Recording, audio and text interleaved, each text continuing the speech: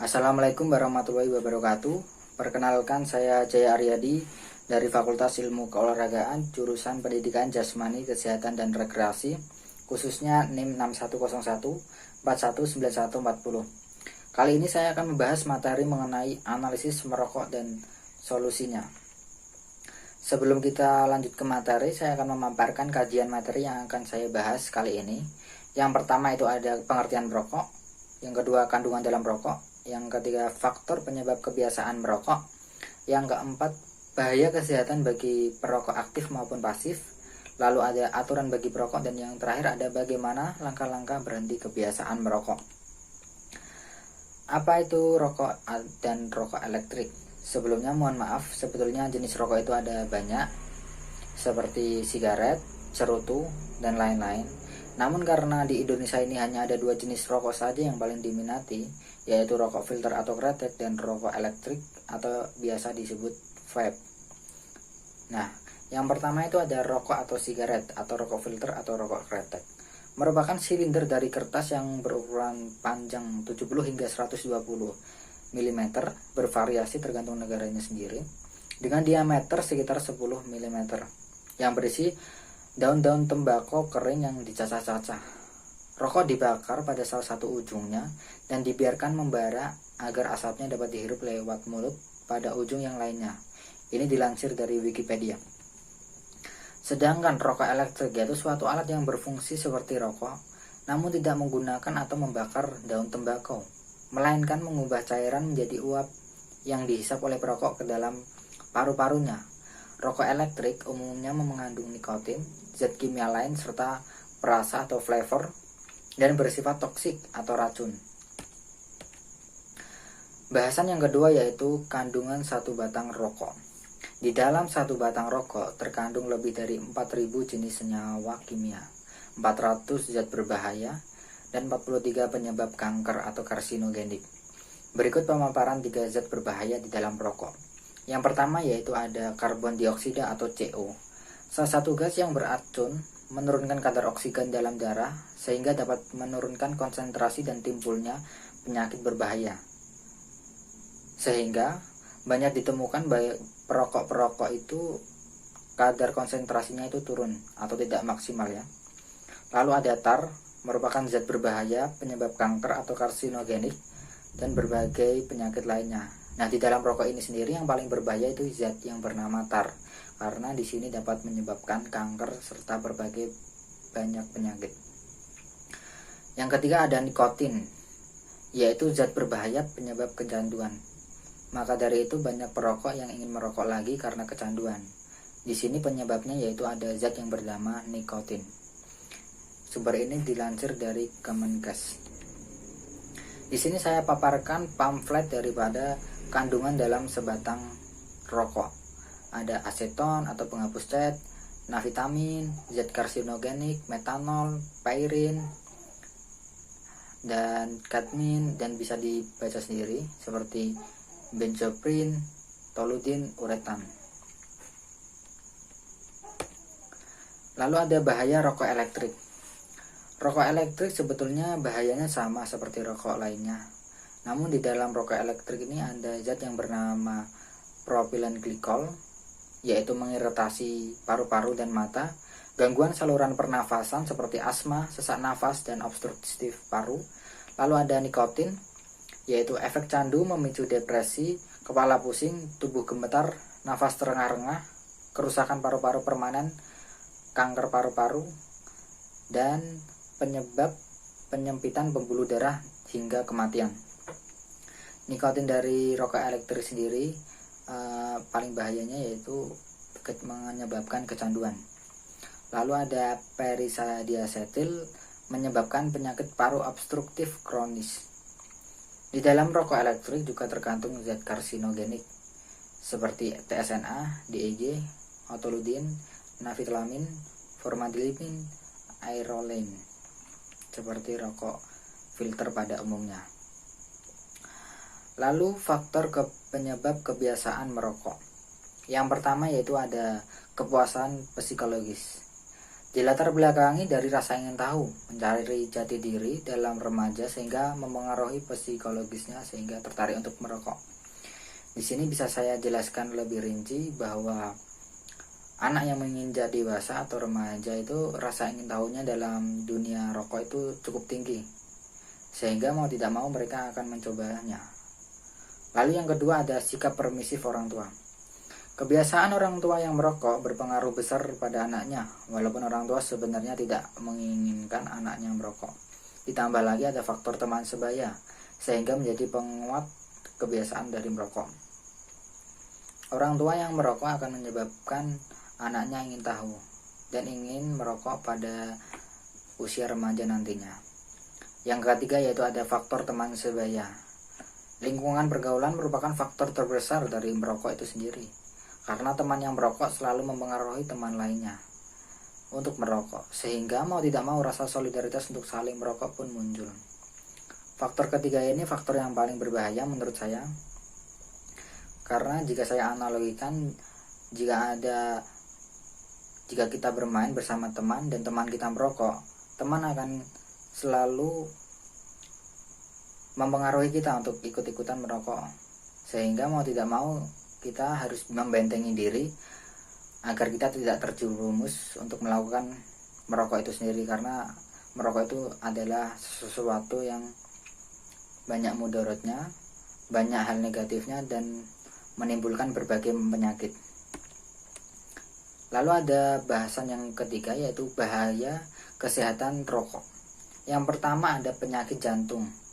Rokok menimbulkan aterosklerosis dan terjadi pengerasan pada pembuluh darah.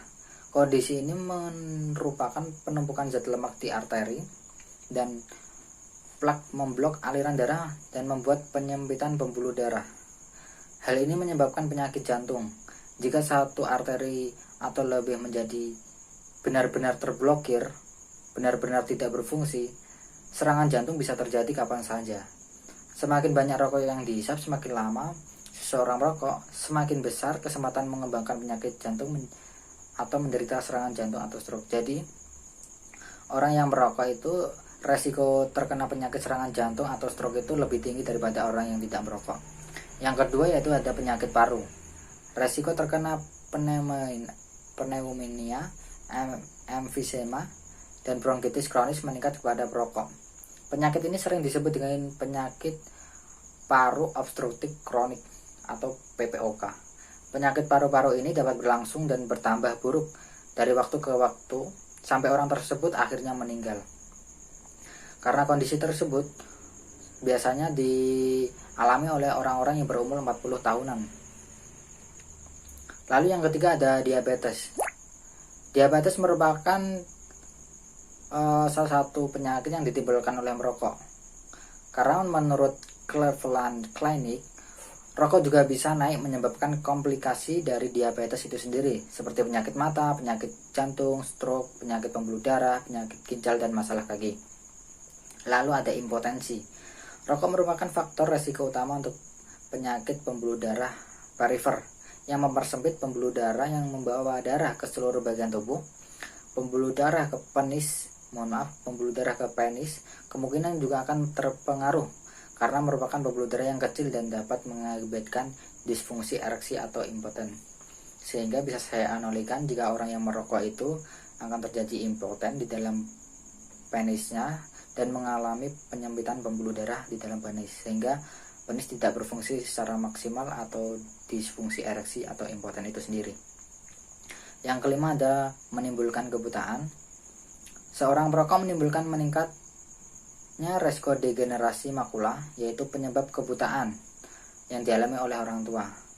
Dalam studi yang diterbitkan dalam Archives of Ophthalmology pada tahun 2007, menemukan yaitu orang yang merokok 4 kali mungkin lebih besar dibanding orang yang bukan perokok untuk mengembangkan degenerasi makula atau yang disebut dengan kebutaan yang merusak makula, pusat retina, dan menghancurkan penglihatan sentral tajam.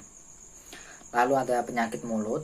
Penyakit mulut disebabkan oleh rokok seperti kanker mulut, kanker leher, penyakit gigi, dan penyakit penyakit pada gigi dan nafas. Lalu ada gangguan janin yang sering yang sering dialami oleh wanita. Merokok berakibat buruk pada reproduksi dan janin pada wanita dan kandungannya, termasuk infertilitas atau kemandulan, keguguran, kematian janin, bayi lahir berat badan rendah, dan sindrom kematian mendadak bayi. Sehingga wanita hamil dilarang untuk merokok, karena di dalam penyebab dari gangguan rokok ini sendiri dapat mengakibatkan bayi lahir cacat, berat badan kurang, atau bisa jadi bayi mengalami kematian di dalam kandungan itu sendiri. Lalu ada gangguan pernafasan. Merokok merupakan resiko kematian karena penyakit paru kronis hingga 10 kali lipat. Sekitar 90% kematian karena penyakit paru kronis disebabkan oleh merokok. Saat ini rokok sudah dikonsumsi oleh anak-anak di bawah umur dan sudah menjadi sebuah keharusan atau kebiasaan itu sendiri. Dalam artian mereka sudah candu dari rokok tersebut. Mereka seakan terbebaskan oleh sebatang rokok yang mereka hisap. Nah, seperti faktor-faktor yang saya bahas 3 tadi, seperti faktor psikologis, permisif orang tua, dan faktor teman sebaya, sehingga jika kita merokok sejak kecil, dampaknya akan semakin besar daripada kita merokok saat waktu dewasa atau orang tua.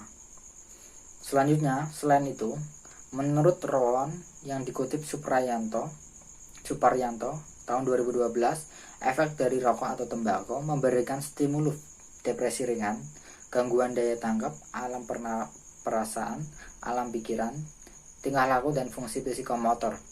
Jika dibandingkan zat-zat adiktif lainnya, rokok sangatlah rendah pengaruhnya. Maka ketergantungan kepada rokok tidak begitu dianggap gawat. Namun tetap saja kita harus mengurangi kebiasaan dari rokok itu sendiri, baik pasif maupun aktif. Di sini saya paparkan pamflet dari akibat dari asap rokok itu sendiri, dilansir dari Kementerian Kesehatan Republik Indonesia. Ada rambut rontok, katarak, kanker hidung, kulit keriput, kanker kulit, osteoporosis, gangguan pendengaran, dan masih banyak lagi. Jadi semakin ke depan diharapkan jumlah perokok di Indonesia semakin menurun karena dampaknya itu sendiri sangat berbahaya. Karena rokok banyak di sisi negatifnya, di samping sisi positifnya, sehingga pemerintah mengeluarkan undang-undang dalam merokok atau disebut dengan aturan dalam merokok. Yang pertama yaitu penetapan usia.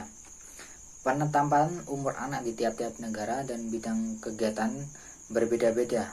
Undang-Undang Republik Indonesia tahun 1979 menyebutkan batas umur anak itu 21 tahun dan belum pernah menikah. Sedangkan menurut Undang-Undang Kesejahteraan Perlindungan Pengadilan Anak-anak, anak yaitu orang yang berusia 18 tahun, termasuk anak yang masih dalam kandungan. Berhubungan dengan 2 undang-undang tersebut, maka pemerintah mengambil langkah aktif atau langkah tegas. Di dalam iklan rokok disebutkan bahwa anak yang belum berusia 18 tahun dilarang untuk merokok. Dan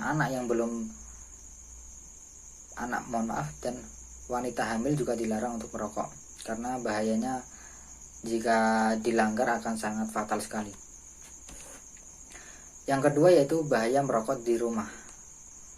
Jika kita ingin merokok, sebaiknya kita merokok di luar saja, tidak harus di rumah. Karena asap rokok yang dibuat dapat menimbulkan jejak bau di baju atau ruangan yang dipakai merokok. Tetapi juga meninggalkan zat-zat beracun yang menempel.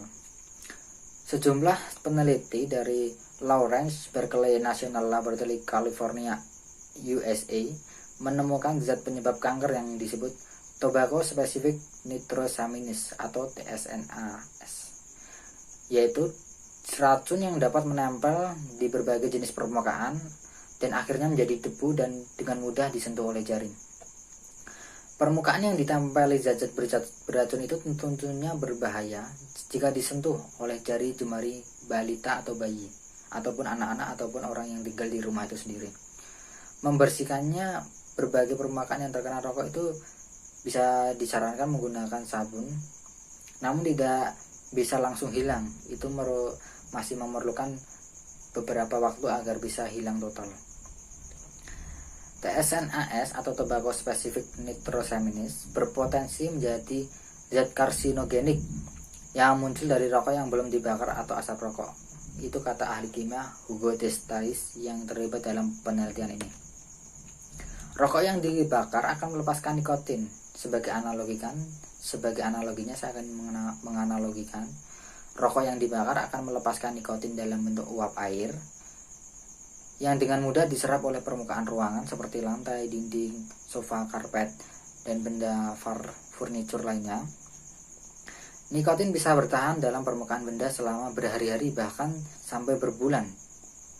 Para peneliti mengemukakan nikotin akan bergabung dengan zat-zat kimia yang disebut asam yang mengandung nitrogen yang dilepaskan oleh peralatan rumah tangga atau mesin kendaraan yang menghasilkan TSNAS. Dalam tes laboratorium diketahui TSNAS lebih cepat terbentuk dalam kabin truk dan ruangan rumah yang dipakai untuk merokok. Anak-anak dan balita adalah pihak yang paling rentan pada zat beracun ini karena mereka sering kontak langsung dengan furniture yang ada di rumah seperti kasur, tembok, dinding, sofa, dan lainnya. Dengan demikian merokok di dalam rumah atau ruangan sangat berbahaya dan perlu untuk dihindari agar efek samping dari rokok itu sendiri tidak dirasakan oleh orang lain atau anak-anak ataupun balita, bahkan sampai orang tua yang rentan sekali. Lalu bahasan yang terakhir adalah langkah-langkah berhenti kebiasaan dari merokok. Yang pertama, Anda tetapkan waktu. Anda bisa memilih tanggal yang istimewa bagi Anda untuk memulai berhenti merokok. Tapi jangan terlalu lama, karena kemungkinan untuk berubah pikiran akan semakin besar. Yang kedua, jika memungkinkan, yaitu minta bantuan dokter. Merokok berkaitan dengan senyawa-senyawa zat kimia yang ada di dalam tubuh kita. Dokter akan membantu untuk mendapatkan metode dan obat-obatan yang tepat untuk mengatasi hal tersebut. Selain itu, dokter juga dapat membantu mengevaluasi program yang Anda jalani tersebut. Yang ketiga itu adalah lakukan antisipasi. Percaya bahwa Anda akan merasakan emosi menjadi labil, insomnia, nafsu makan meningkat, dan banyak hal menjengkelkan lainnya akan membuat perjuangan Anda untuk berhenti merokok akan semakin sulit. Saat Anda jatuh dan ingin kembali untuk merokok, jangan Anda langsung untuk merokok, namun bisa diimprovisasi kepada hal lainnya seperti minum air putih, makan buah, atau sekedar mengobrol agar pikiran Anda untuk keinginan untuk merokok dapat teralihkan. Lalu yang keempat yaitu buang semua hal yang berbau rokok. Tak hanya rokok, tapi juga pematik seperti asbak, seperti bungkus rokok, atau hal-hal yang berbau rokok itu dibiasakan untuk dihindarkan agar kita tidak ada keinginan untuk merokok. Selanjutnya, bulatkan niat Anda. Ingat, kunci kesuksesan berhenti merokok itu ada pada niat Anda sendiri. Selama berjuang, selama Anda ingin mau untuk berhenti merokok, maka kemungkinan untuk Anda berhenti merokok akan terbuka lebar-lebar. Nah, demikian kajian materi mengenai analisis merokok dan solusinya menurut saya. Jika ada kesalahan dalam tutur kata, mohon dimaafkan. Wassalamualaikum warahmatullahi wabarakatuh.